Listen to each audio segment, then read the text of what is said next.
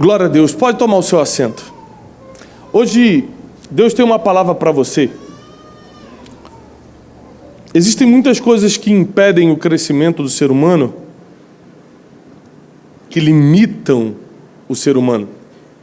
A vida espiritual, a vida emocional, a vida financeira, a vida sentimental. Existem problemas que ocorrem como um acidente, né? Às vezes você é mandado embora do emprego, não esperava. Tem gente que sofreu um acidente de percurso, às vezes até físico, sofreu um tipo de acidente de carro e ficou debilitado durante algum tempo ou perdeu algum movimento do corpo.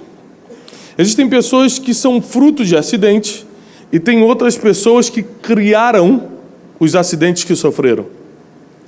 Na área financeira, na área emocional, sentimental, espiritual, etc. Ou seja, nós sempre costumamos esperar que algo externo mude quem somos. Mas a verdade é que não importa o que acontece no exterior, depende de como a gente dentro está interpretando o que está acontecendo fora. Se você reparar, por exemplo, um ovo, o ovo quando quebra, de fora para dentro, vai gerar morte. Mas o ovo, quando quebra de dentro para fora, gera um pintinho, gera vida. A maioria das coisas que vão dar vida para você vão ser de dentro para a maioria. Se não todas. Eu só não quero falar todas porque eu não tenho um dado científico sobre isso. Não quero ser leviano. Mas a verdade é que até aqui na minha vida, eu percebi que o que gera vida no ser humano sempre vem de dentro para fora. Mas quando a gente é interrompido financeiramente por algum problema, emocionalmente, sentimentalmente alguém nos abandonou, nos feriu, nos traiu, nos deixou machucados, a gente sempre tende a olhar para fora. Tipo, o problema veio de fora e está me atingindo por dentro. Isso não é verdade. Isso é uma má interpretação da realidade.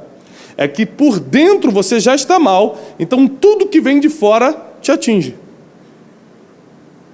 Quando você é uma pessoa blindada por dentro, não importa o que aconteça à sua volta, nada vai te atingir.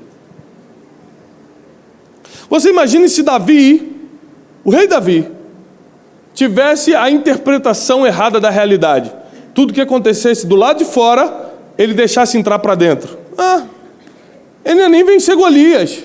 Ele não ia nem passar da etapa de Golias. Imagina se ele sucumbisse à pressão da perseguição de Saul. No mínimo ele podia pensar assim, olha, Deus ungiu Saul. Ele é rei legítimo. Deus está com a casa do rei. E ele está me perseguindo, então o errado sou eu. E ele podia ter sucumbido, inclusive espiritualmente ali. Mas a morte só acontece se você deixar o que está fora te quebrar por dentro. Porque se você deixar o que está dentro quebrar para fora, é vida. E talvez você não entenda isso agora, mas até o final da mensagem você vai ver quantas coisas estão dentro de você, que você pode usar para gerar vida, ainda que fora tudo pareça morte. Minha vida financeira está morta, pastor. Está no vermelho. Minha vida emocional, que é diferente da vida sentimental, a vida emocional é como você lida com você mesmo, como você lida com os teus pensamentos, como você lida com a tua raivinha. Quem aqui tem raivinha? Raivinha. Só 2 pessoas, viu? Que bom. Temos mais uma ali, 3, 4, 5, 6, 6. Ih, Jesus, faz a obra completa hoje. Raivinha é terrível na gente, né? Então isso é emocional. Sentimental é como a gente lida com os outros.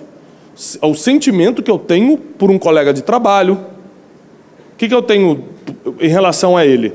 A raiva que você tem por dentro é uma emoção. A raiva que você bota para fora é um sem. Muito bem.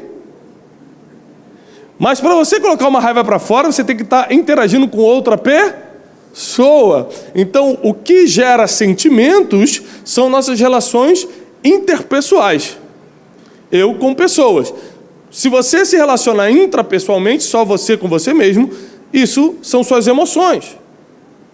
E se você não tem um domínio disso, você nunca vai poder alcançar a proposta dessa série de mensagens, que é uma sabedoria sem limite. Por quê? A sabedoria sem limite está na mente de Cristo. Para ter a mente de Cristo, você vai ter que fazer como Paulo falou: já não vivo mais eu, mas Cristo vive em mim. E quem está morto não sente raivinha. Quem está morto não tem orgulho para competir com o outro. Aí ele vai ver, eu sou melhor, vou provar. Não, porque já morreu. Quem está vivendo é Cristo usando você aqui na terra para manifestar o reino de Deus. Só que a gente acha isso bonito, mas não vive assim. Quando a dificuldade vem, quando a afronta chega, quando a dificuldade financeira vem, a gente esquece de tudo que a gente fala para Deus aqui no culto. E a gente age conforme a nossa emoção, conforme a raivinha da hora, conforme a insegurança que provoca. Porque eu estou passando isso? Você começa a questionar até Deus. O mesmo Deus que você estava adorando aqui no domingo, chorando, você começa a questionar na segunda-feira, quando o dinheiro não cai na sua conta.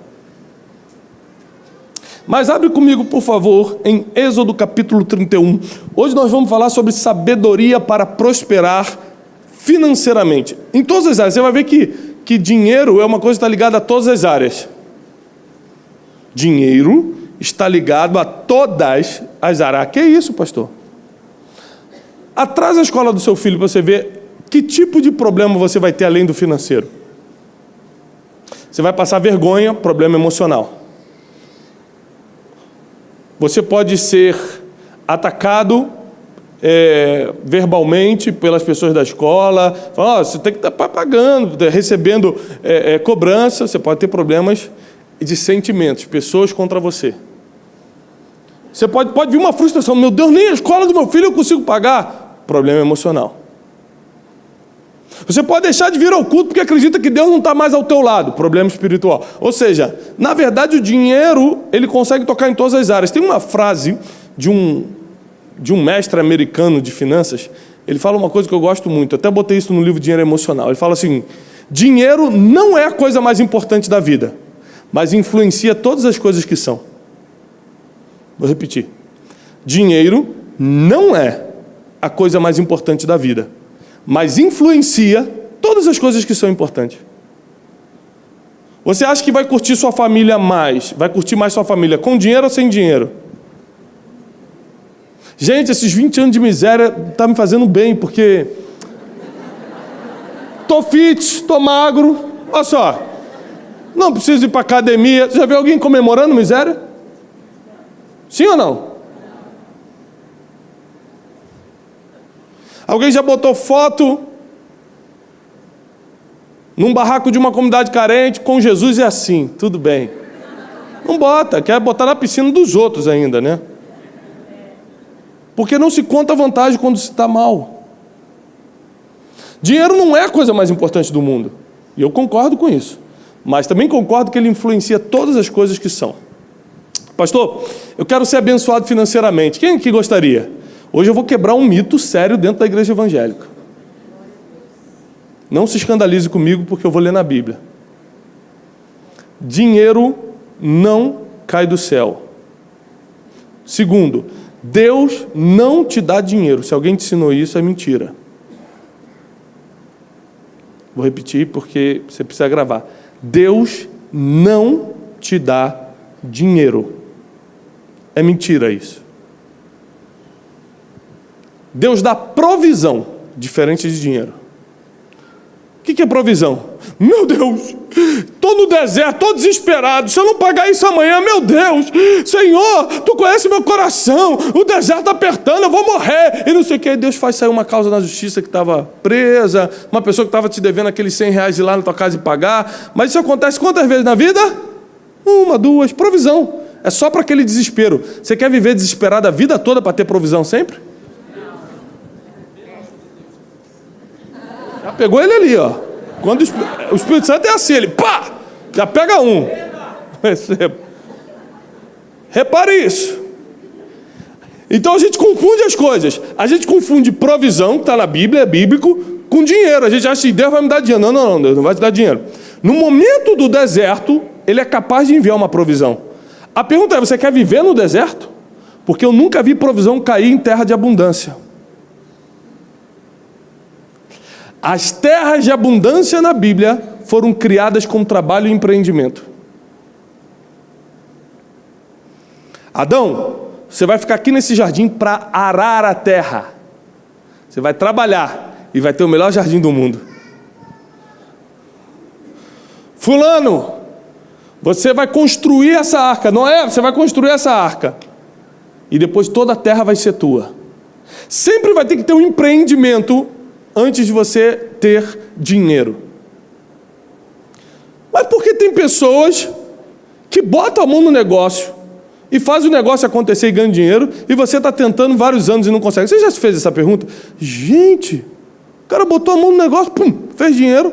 Eu estou aqui ralando há 30 anos, não chega nada.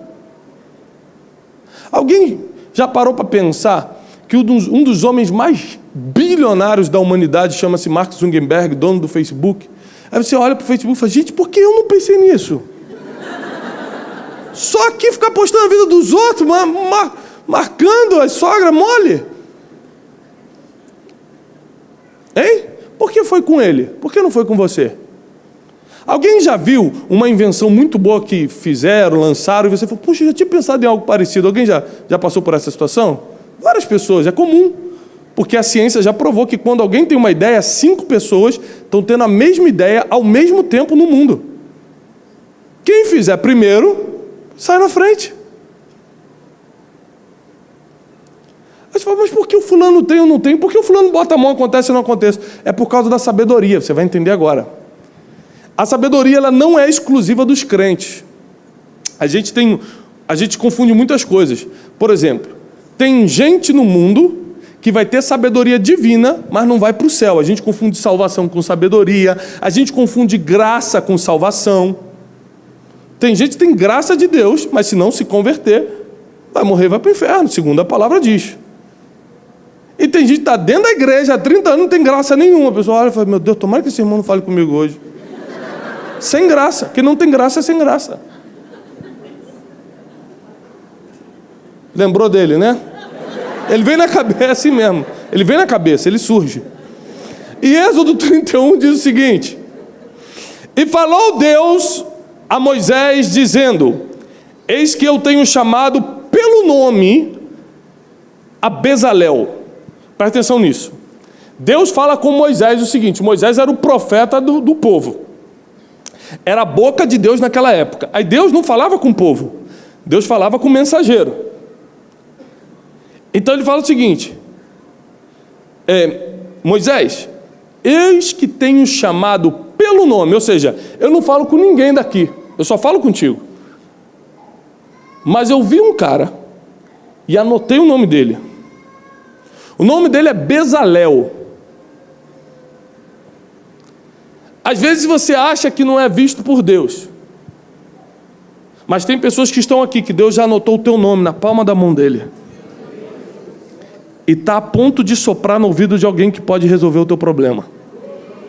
Escute a mensagem. Eis que tenho visto a Bezalel, filho de Uri, filho de Ur, da tribo de Judá.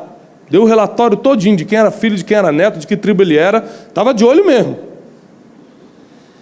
E eu o enchi do Espírito de Deus, vírgula, de sabedoria, vírgula, de entendimento, vírgula, e de ciência em todo artifício, vírgula, para inventar invenções, vírgula, e trabalhar em ouro, vírgula, e em prata, vírgula, e em cobre, vírgula, e em lavramento de pedras para engastar, vírgula, e em artifícios de madeira, vírgula, para trabalhar em todo lavor.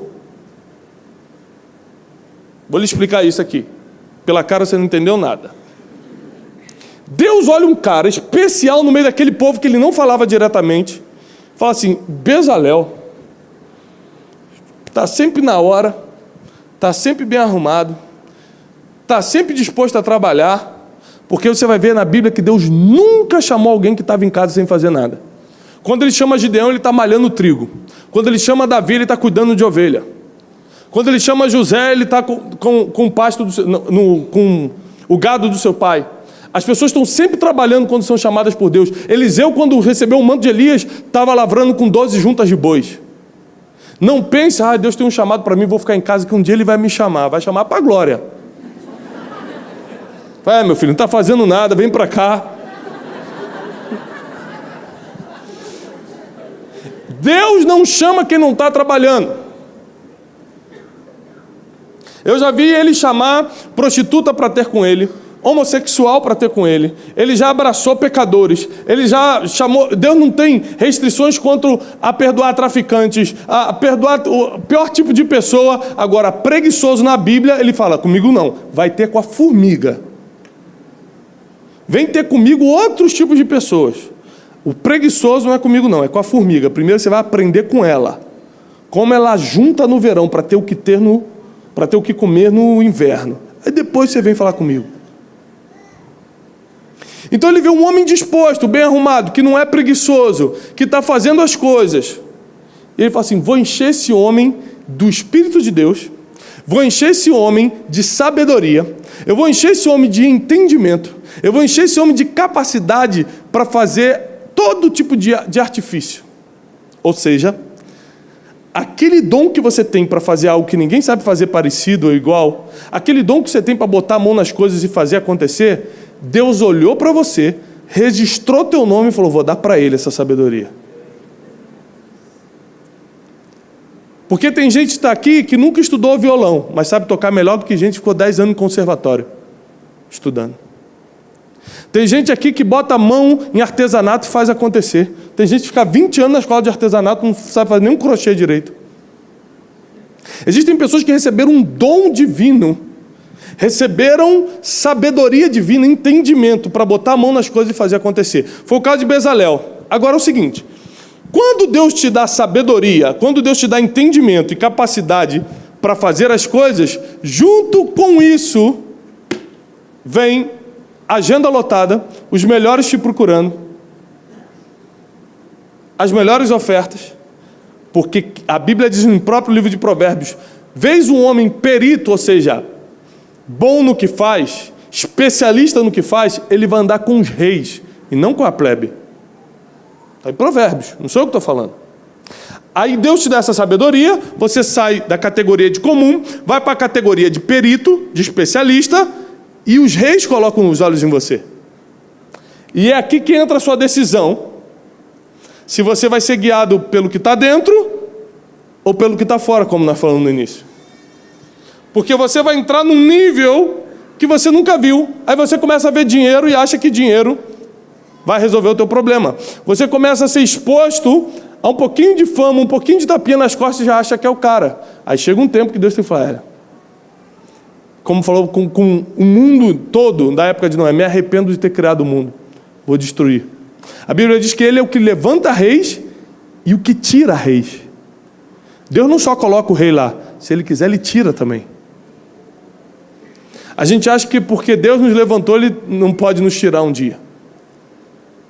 Deus te deu uma capacidade, se não deu, nós vamos orar para que hoje você saia com ela daqui, para empreender coisas, porque a sabedoria para as finanças, para multiplicar as riquezas na terra, não está na mão de pensadores somente, mas na mão de trabalhadores. Agora, para dar uma confusão na sua mente, quem ganha mais?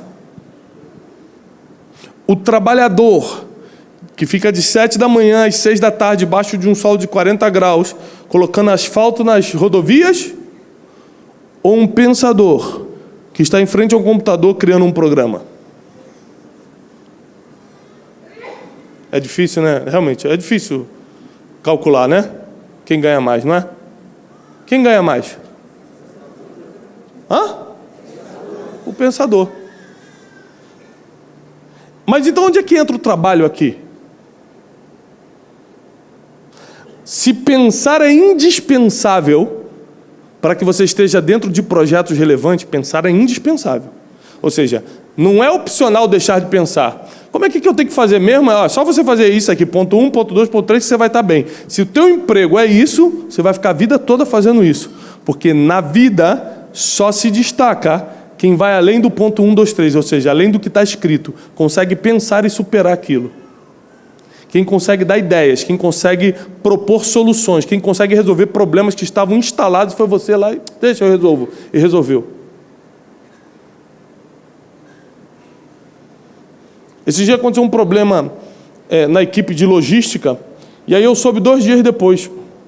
E aí o rapaz, eu falei, rapaz, por que eu não soube desse problema? Os livros tinham ido para um lugar, tinha que ter ido para outro, o caminhão saiu, rapaz, não precisa nem te avisar. Porque eu já descobri para onde o caminhão estava indo, mandei um outro interceptar, transferimos livros, joguei para lá e tal. Teve um custo, mas eu sabia que você ia arcar, está aqui o custo. Eu falei, parabéns, rapaz. Porque uma pessoa normal faria o seguinte, não vou assumir esse risco não, rapaz, não tem nada a ver com isso. Vou lá falar com o Tiago, que deu problema no livro.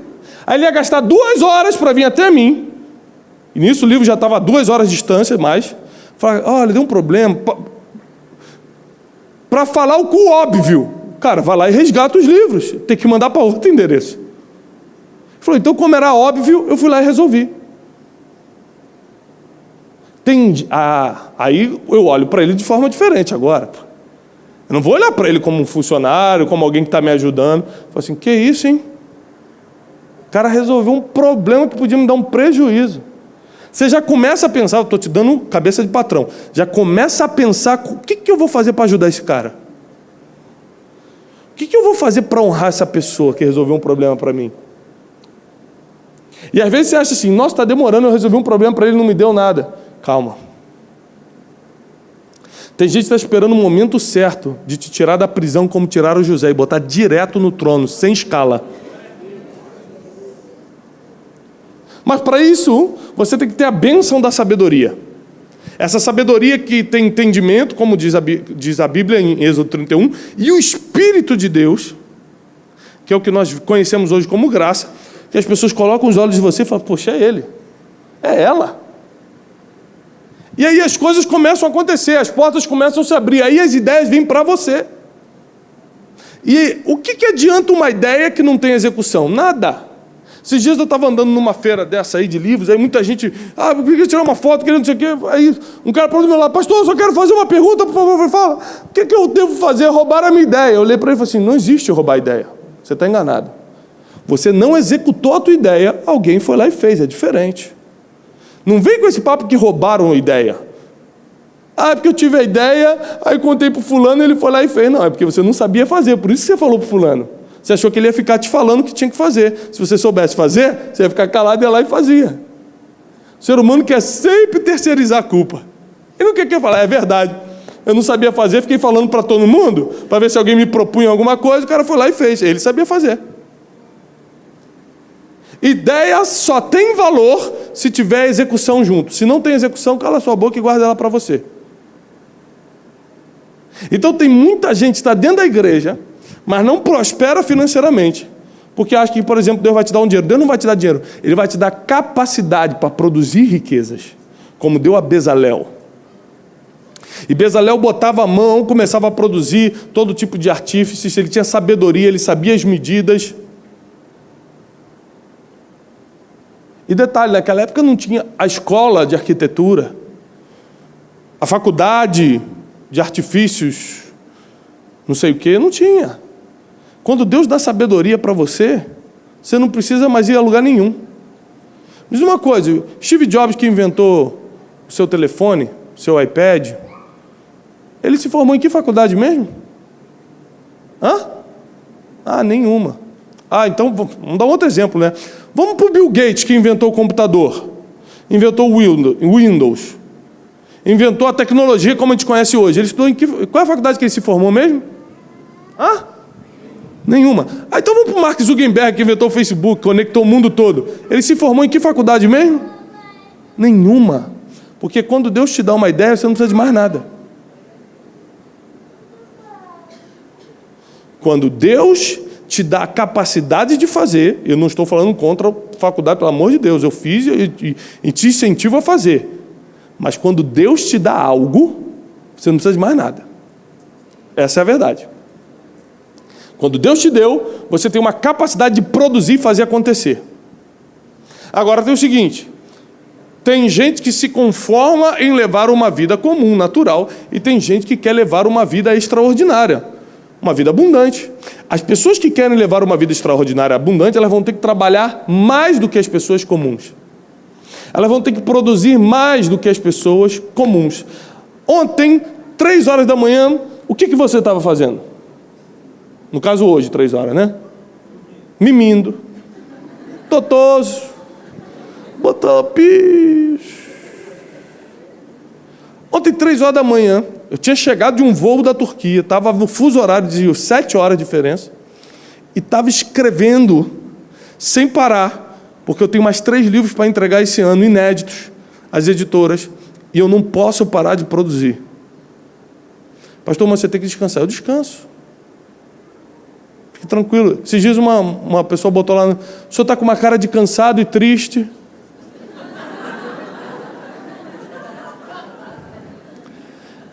Você sabe como é que eu respondo essas pessoas? Já ensinei para vocês? Eu começo a preencher. Infeliz. Cansado tá vovó. Aí começa, 15 linhas. Aí, em vez de apertar o enter, eu aperto o delete. Fico, pronto. Tô bem agora.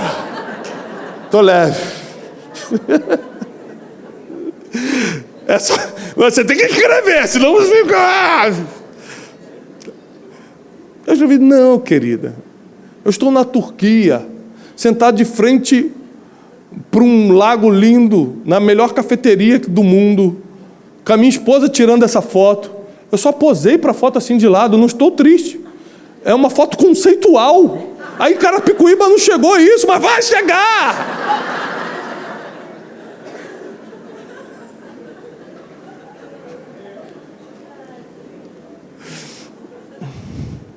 Meus amigos de Carapicuíba sempre presentes. Então, olha só. Quem recebe um dom divino vai ter que trabalhar mais do que todo mundo. Mas tem o seguinte: não existe suor sem recompensa. Vamos fazer o seguinte. Meu amigo aqui. Vem cá, meu amigo. Você está animado para trabalhar hoje. Dormiu até tarde, 3 horas já estava dormindo, estava mimindo, uma beleza. Olha que agilidade. Isso porque dormiu a noite toda, hein?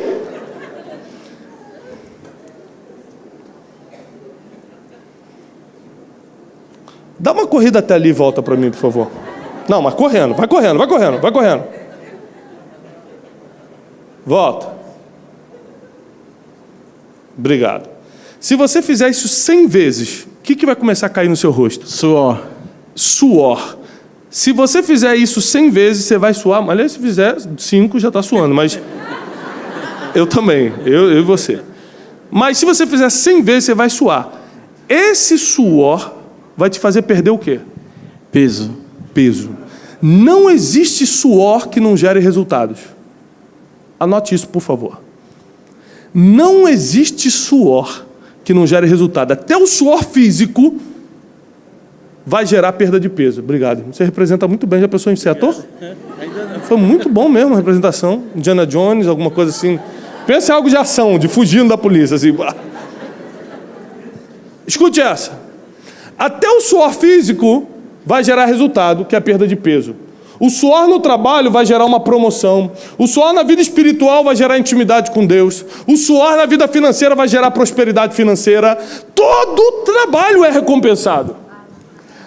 Por que o meu trabalho então não é recompensado, pastor? Porque você está trabalhando sem pensar. Presta atenção. Quando Deus dá sabedoria para Bezalel, Ele dá habilidade na mão e sabedoria na mente. Aqui está a mensagem de hoje. Você tem que ter habilidade na mão e sabedoria na mente. Se você pensa e trabalha com habilidade, nada financeiramente vai ser impossível para você. Nada.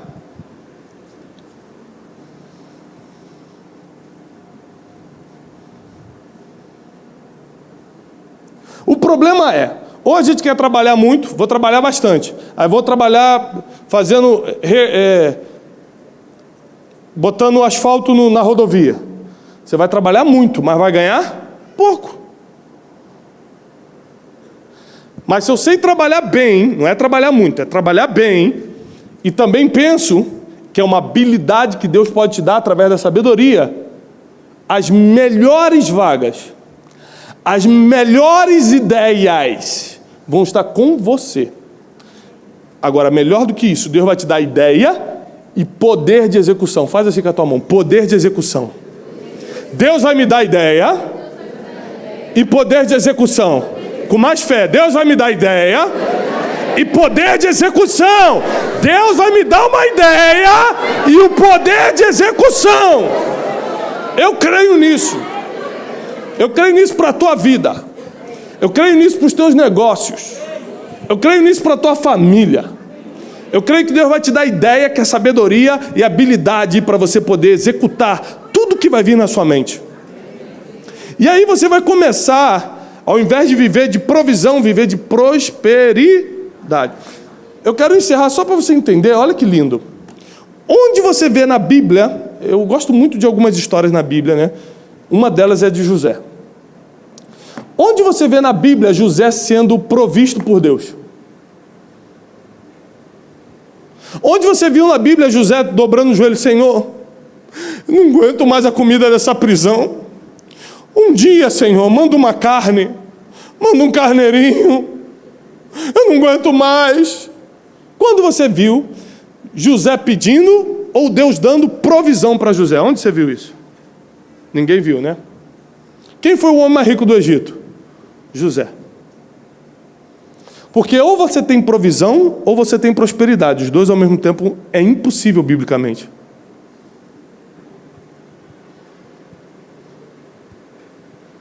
Para ter provisão você tem que estar no deserto. Para ter prosperidade você tem que passar pelo deserto, empreendendo, para passar do outro lado, entrar numa terra que manda leite e mel. José não se tornou rico porque Deus deu dinheiro para ele. Ele se tornou rico porque ele teve uma ideia e tinha poder de...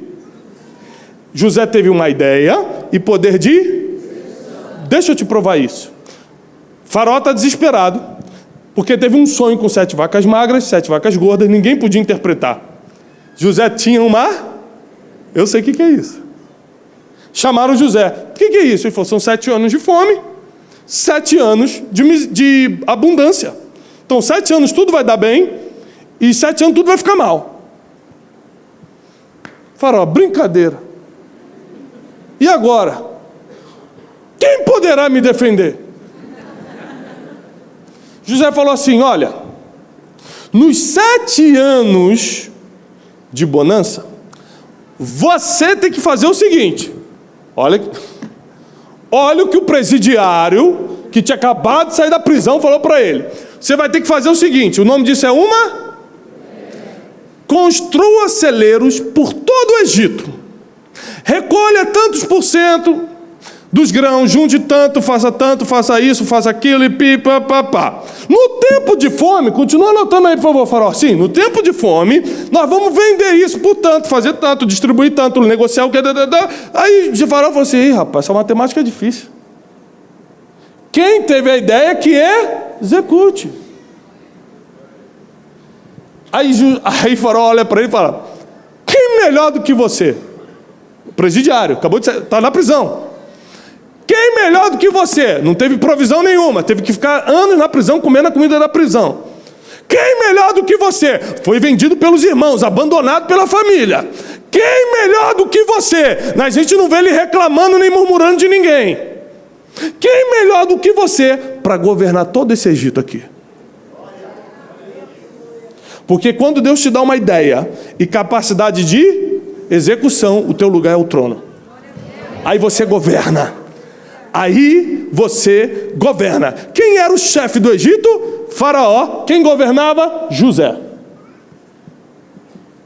Você nem vai precisar ser o primeiro para ter o governo na mão.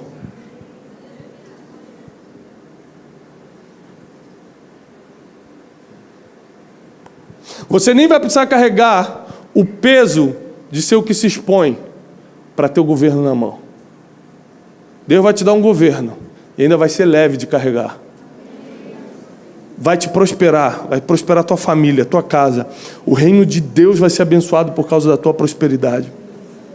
Saiba que Deus vai te dar ideia e vai te dar poder de execução.